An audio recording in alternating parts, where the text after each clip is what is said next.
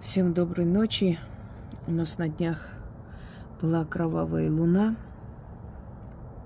Обычно ее называют кровавая Лилит. А потом резко перешла в Гекату. Вот такая белая, светлая, ярко-светлая луна называется Геката. Странный переход. Обычно бывает кровавая луна и после, конечно, уже другой цикл, но здесь как-то так перешло друг с одного на другое, с одной силы богини на другую, которые, в принципе, несовместимы, потому как Лилит у нас демоница, ее еще называют дьяволица, мать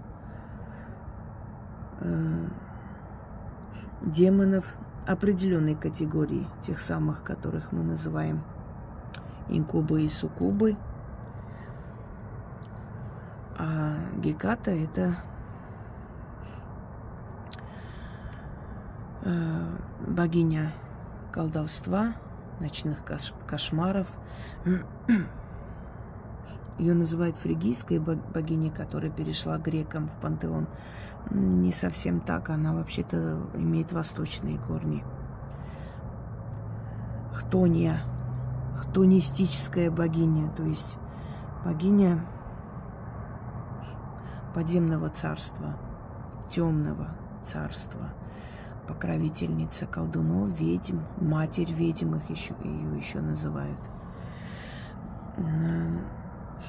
И когда луна подчиняется одной из богинь, то есть выполняет какие-то, грубо говоря, поручения и подчиняется силе, влиянию, энергии определенной богини, поэтому ее и называют кровавая Лилит. Есть черная Лилит, это когда луна с таким темным ободком, черным ободком. Есть луна Геката, это светлая луна, огромная светлая луна вот сейчас. Ну вот, собственно говоря, сейчас переходы какие-то происходят. Ну, неудивительно, мы живем в такой век необычный. Сейчас все что угодно бывает, небесные всякие явления. Итак, испокон веков люди знали, что Луна влияет на человека, Луна влияет на психику, Луна влияет на ведьм очень сильно. Могут быть жуткие головные боли, плохое самочувствие или наоборот, очень повышенная такая активность, по-разному. Но в том или ином случае лунные циклы очень важны в магии. У меня есть лекция, называется «Луна в магии». Я объясняю, как используют лунные циклы обычно с древних времен в магии. Убыльная луна – это для чисток, луна растущая для денег, луна полная, то есть полнолуние, чаще всего используют для призыва власти, ну и денег в том числе, в основном власти, любви. И так вот до бесконечности. Если ритуалы связаны, если они привязаны к лунному циклу. Но там объясняется более четко и конкретно, потому что сейчас мы совершенно об ином будем говорить. У меня есть ритуал обращения к луне Гаене, цыганский ритуал, но он для практиков. Хочу вам подарить небольшой заговор обращения к Луне, когда Луна такая яркая, круглая, активная, неважно, какой период, имеется в виду Геката, это Лилит, но когда полнолуние. Кстати говоря, приворожить деньги в полнолуние тоже очень сильный ритуал. Можете провести, пока еще полнолуние. Скоро будет убыль. Гаена. Цыганская магия в основном строится на лунной магии.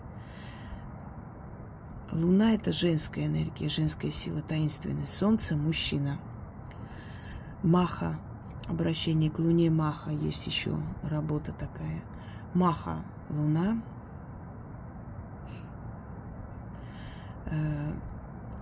Михар. Солнце. Мужчина. Золотой цвет мужской, серебряный женский. И на алтаре так можно таким образом зажигать. Мужская сторона, женская сторона. Серебро – женская сторона, золото – мужское. Золото – власть, сила, могущество. Серебро – таинственность, тайная власть. Чары – это все женщина. Женщина ближе к духам, женщина ближе к темной стороне мироздания. Почему женщина лучше понимает магию? Женщине не нужно 100 раз объяснять, что такое порча, что такое перекид. Она все это изучила и знает. Женщина читает обереги на своих детей, для своего мужа, вышивает там какие-то знаки ему обережные. Женщина начитывает ночью на спокойный сон. Женщина ищет ритуалы, заговоры на благополучие семьи, защиту семьи, дома.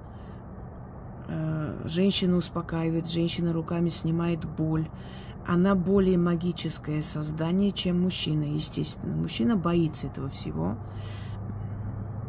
Это не означает, что он не верит. Нет, он верит. Именно поэтому и боится, что верит. Но женщина, она более смелая в этом отношении. Она более любознательная, любопытная. Ей интересно, что это такое. А вдруг сработает, а вдруг поможет. Она будет шептать на напиток, на еду мужу, чтобы он ее больше любил, крепче любил. Даже если она понятия не имеет о магии с малых лет, она будет думать о таинственности, а кто там снится, а что за сон, о чем этот сон, что мне хотели во сне сказать. Она связана с первозданными духами, и она по рождению своему уже природная ведьма. В основном. Откройте, пожалуйста, мою лекцию, посмотрите. Природная ведьма, прирожденная ведьмы. Тип ведьм. Это не означает, что она может колдовать. Просто многие путают. Ведьма прирожденная – это родовая ведьма, которая потом становится колдуньей. Занимается магией, занимается профессионально, ей это дано. А природные ведьмы – это музыканты, это режиссеры, это модельеры, это писатели, это сильные личности, сильные женщины, которые для себя используют свою личную внутреннюю силу, и они идут вперед, используют для своих детей и так далее. Это не заговор, это не колдовство, магия. Магия, что в переводе magic, означает мудрость. Есть другое объяснение. Это самолет там, по-моему, да. Например, на Востоке чародеев и жрецов называли моги. От слова мог, мочь, могущество, сила, умение, уметь, мочь, мощь, если хотите. Это древние языки, которые очень оставили потом свой след в индоевропейской культуре, в санскрите. Сейчас не будем углубляться. Так вот, Луна, женское начало. Но обращаться к Луне могут и мужчины, конечно. Гаэна. Та самая Луна, которая дарит человеку таинственность, тайные знания, раскрывает потенциал. Хочу вам сказать, что Луна не первая и не единственная в мироздании. Вот эта Луна, которую вы видите, она искусственно создана много миллионов лет назад другой цивилизацией. Это искусственно созданная планета. Путеводитель, спутник Земли.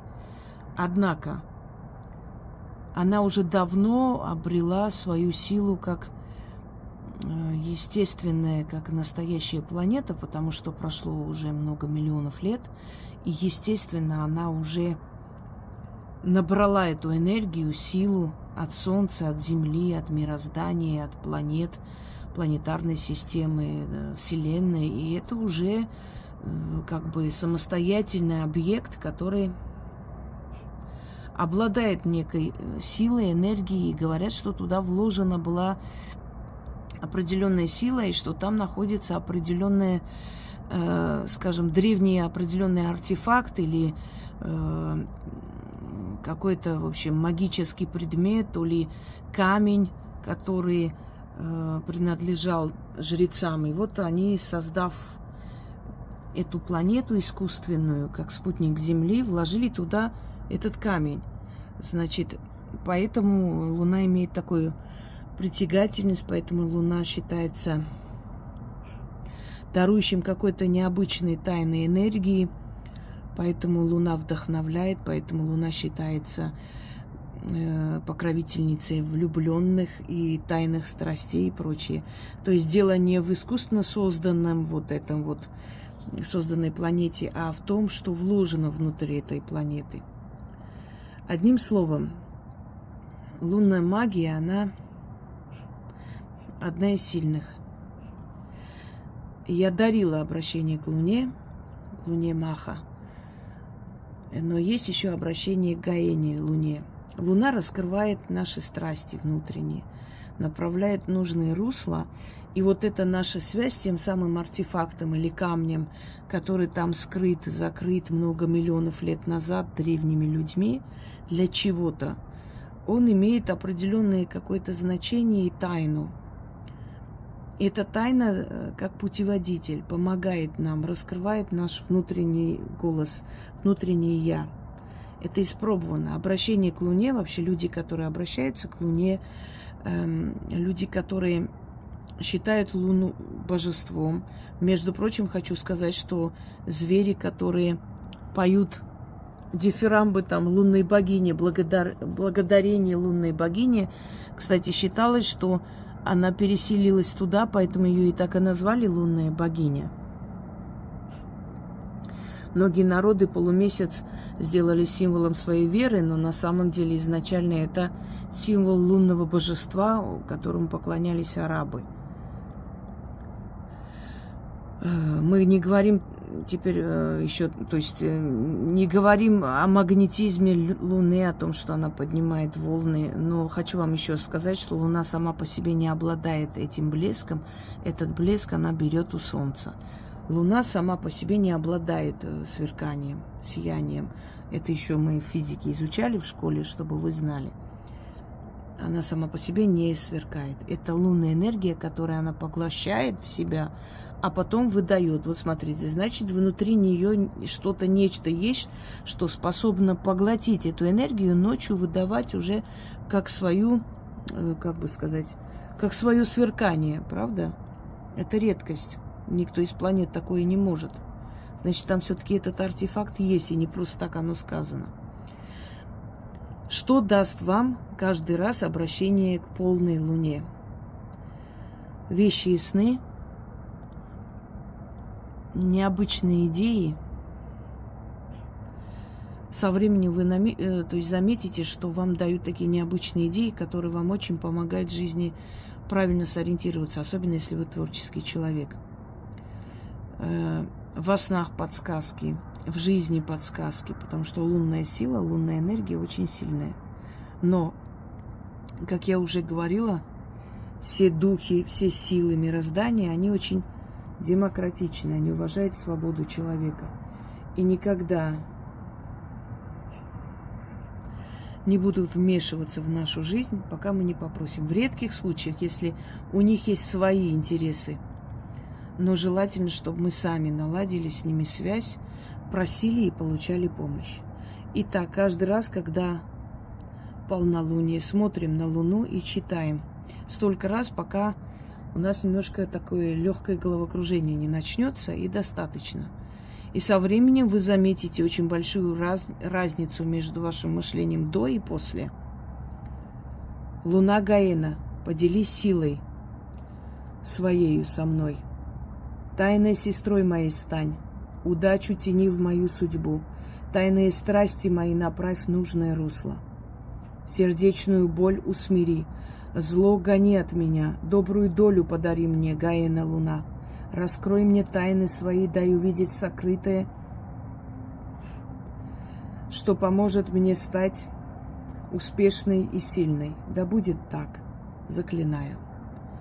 Кстати, Луна раскрывает в женщине сексуальность и страсть, чтобы вы знали. И такое может быть. И цикл внутри вашего организма может поменяться под влиянием Луны, лунной силы, лунной энергии. Так что такое, если случится, если вы часто будете обращаться, естественно, раз в месяц полнолуние, будете обращаться, понятное дело, что постепенно эти перемены внутри вас произойдут. Могут и сразу. Луна Гаэна, поделись силой своей со мною. Тайной сестрой моей стань, удачу тяни в мою судьбу. Тайные страсти мои направь в нужное русло. Сердечную боль усмири, зло гони от меня, добрую долю подари мне, Гаэна Луна. Раскрой мне тайны свои, дай увидеть сокрытые, что поможет мне стать успешной и сильной. Да будет так, заклинаю. Я думаю, достаточно, потому что мне еще много чего нужно снять, успеть. Решила вам подарить, пока полнолуние. Берите, пользуйтесь, и пусть это принесет вам удачу.